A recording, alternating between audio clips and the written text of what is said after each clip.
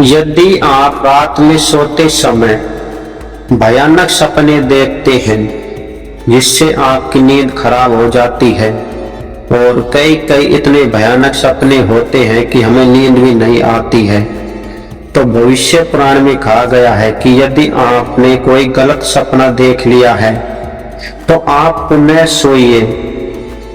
कहा जाता है कि दोबारा सोने से उस सपने का प्रभाव समाप्त हो जाता है।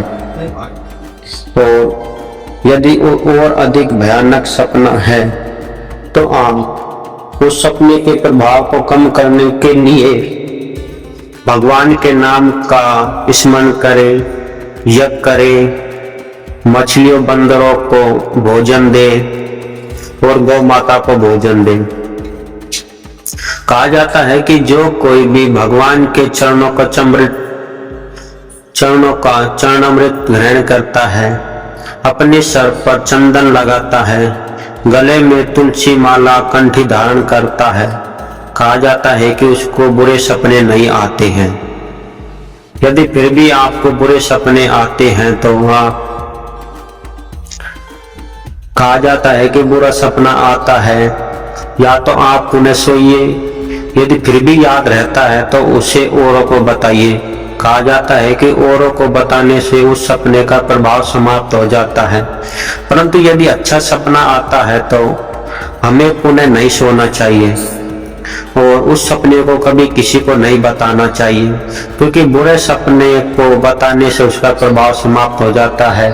उसी प्रकार जब हम अच्छे सपने को किसी को बताते हैं तो उसका भी प्रभाव समाप्त हो जाता है।